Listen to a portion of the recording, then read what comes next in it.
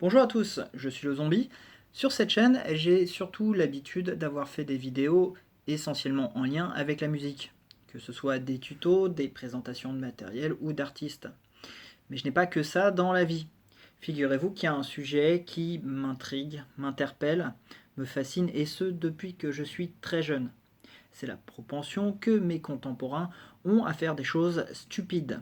Ces choses qui, au final, repoussent toujours plus loin les limites de la pensée humaine et pas forcément pour le meilleur. Aujourd'hui, je vais donc changer une partie du contenu de ma chaîne. Je vous rassure, le contenu musical sera toujours là, parce que à titre personnel, j'aime toujours faire des vidéos, mais le sujet musique m'inspire beaucoup moins. De plus, il y a eu des événements personnels dans ma vie qui m'ont permis de coucher sur papier une partie de mes idées. Et j'ai été extrêmement prolifique. Et ça, c'est qu'une partie. Voilà comment est venue l'idée de faire cette série de vidéos sur les Darwin Awards. Qu'est-ce que c'est les Darwin Awards? Cette récompense a été créée en 1993 sur un internet essentiellement universitaire à l'époque. On le doit à Wendy Northcutt. Étudiante, elle commença à compiler tous ces petits articles et informations sur ces histoires complètement ubuesques. Et ensuite, elle les a propagées. En retour, des personnes lui ont transmis d'autres histoires tout aussi improbables. On est sur une espèce de mélange entre la légende urbaine et le fait maintes fois raconté sans pour autant avoir été prouvé.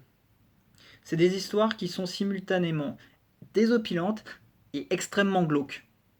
J'ai découvert les Darwin Awards dans les années 90 dans l'émission Ô combien regretté nulle part ailleurs. À l'époque, Philippe Vandel faisait une petite pastille où il présentait des choses insolites et drôles. Internet grand public n'existait pratiquement pas. Ce fut presque 10 ans plus tard que je redécouvrais ces Darwin Awards sous forme d'un site internet. À l'aide de Google Traduction, je suivais avec passion les récits de ces écervelés. 1 à 3 fois par an, souvent en janvier, je découvrais les nouveaux faits d'armes de nos chers lauréats. Cela a totalement détruit en moi l'idée préconçue que l'être humain est une espèce supérieure aux animaux. Je prenais ma petite dose de mort absurde quelques fois par an, sans réaliser qu'à haute dose, cela pouvait avoir un impact négatif non négligeable sur la psychologie humaine. C'est Véro qui m'a fait remarquer ça quand je lui ai passé le script à relire. Largement plus d'une centaine de morts, absurde. Tout ça d'un seul coup dans sa gueule et sans anesthésie. Et donc de ce fait, ça peut largement plomber le moral, vous voilà donc prévenu. Il y a un côté extrêmement provocateur à raconter de telles histoires, mais c'est pas volontaire. De plus, avoir connaissance de ce fait peut sauver des vies. Autrement dit, mieux vaut en rire et s'en rappeler que de l'oublier et d'en crever. Alors, vous allez me dire pourquoi Darwin Awards? La référence à Charles Darwin est évidente. Le principe est simple, c'est que les lauréats se sont retirés du stock génétique humain, empêchant ainsi de propager leur débilité. À l'aide de ce petit diorama, on fait passer un examen à un groupe.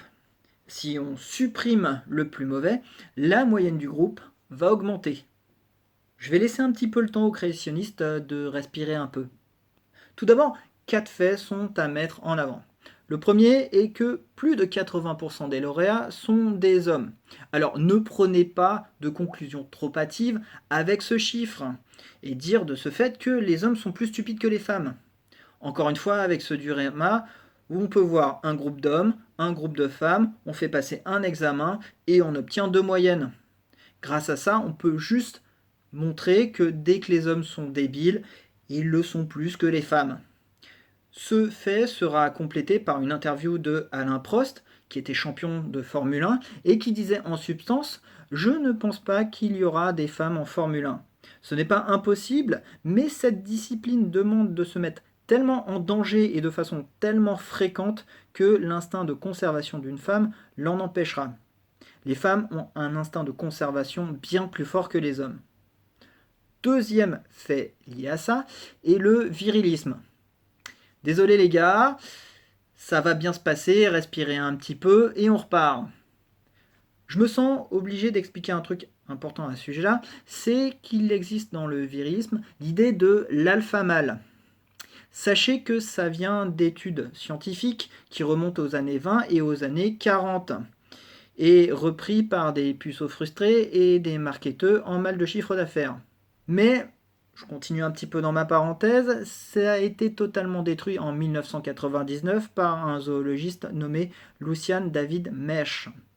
Vous pouvez trouver des résultats de son enquête sur wolf.org, mais je vous ai surtout laissé un lien dans la description si vous voulez consulter la conclusion de ses recherches. Pour sauver des vies, ça me paraissait important de revenir sur ce fait. Troisième chose que je voulais mettre en exergue, c'est l'alcool. Alors, c'est un fait plus compliqué qu'il n'y paraît. Dans une consommation raisonnable, c'est-à-dire 1 à 2 verres par jour, 1 à 2 fois par semaine, on connaît tous le côté culturel et festif. Mais dans le cadre des Darwin Awards, c'est un désinhibant qui pousse les consommateurs excessifs à de graves erreurs de jugement. Dans d'autres cas, l'alcool n'est pas précisé dans les histoires, mais on se demande quand même s'il n'est pas présent. Un autre cas encore, c'est les malades alcooliques. L'alcoolisme est une maladie vraiment reconnue par la médecine, mais dans tous les cas, dans les Darwin Awards, l'alcool n'est pas une circonstance atténuante. Les deux précédents faits et celui-là sont souvent combinés, mais le prochain dont je vais parler est rarement combiné avec l'alcool. Ce quatrième fait, c'est les armes. Désolé les partisans de l'ARPAC et de la NRA, mais sachez que les lauréats des Darwin Awards sont bien représentés dans vos rangs. Je vous concède que certaines choses sont des légendes urbaines, notamment la roulette russe avec un semi-automatique. Mais un cas faux n'invalide pas plusieurs cas bel et bien vrais. À l'opposé de ces 4 faits, une absence a été pour moi très remarquable. C'est les bagnoles, mais plus généralement les utilisateurs de la route. Alors, c'est vrai qu'on a toujours droit à la légende urbaine du gars qui a collé un réacteur d'avion à sa voiture. Mais au final, pourquoi si peu de véhicules dans les Darwin Awards ? Bon, déjà, ça peut s'expliquer parce que les voitures et autres motos sont de plus en plus sécurisées. Les lois sont de plus en plus sévères envers les constructeurs, les conducteurs et les propriétaires de véhicules. Mais surtout, une voiture, ça coûte cher. Ensuite, c'est pas souvent l'élément déclencheur du Darwin Awards, même s'il fait partie du décor. Enfin, les gens qui roulent comme des cons, c'est tristement banal. Il n'y a qu'à voir le nombre de fails de la route qui alimentent régulièrement YouTube. Ce qui m'amène à la première règle d'obtention d'un Darwin Awards. Les faits doivent être véridiques. De ce fait, on aura toujours des articles de presse, des vidéos, des rapports de police ou d'hôpitaux pour corroborer les faits. Je ne laisserai d'ailleurs que rarement des informations dans la description pour garder un petit peu de suspense à la série. Mais je vous rassure, on a beau connaître les Darwin Awards, on n'est jamais préparé à ce que l'on va trouver. Et je vous dis ça avec 30 ans d'expérience. Je raconterai donc les histoires de nos lauréats que j'ai recueillies, mais aussi certaines que j'ai recueillies à côté des Darwin Awards, et qui le méritent bel et bien. Voilà, c'est tout pour aujourd'hui. Si vous avez aimé la vidéo, pouce en l'air, je vous invite à vous abonner à la chaîne et je vous donne rendez-vous la semaine prochaine pour votre première dose de débilité humaine. Ciao!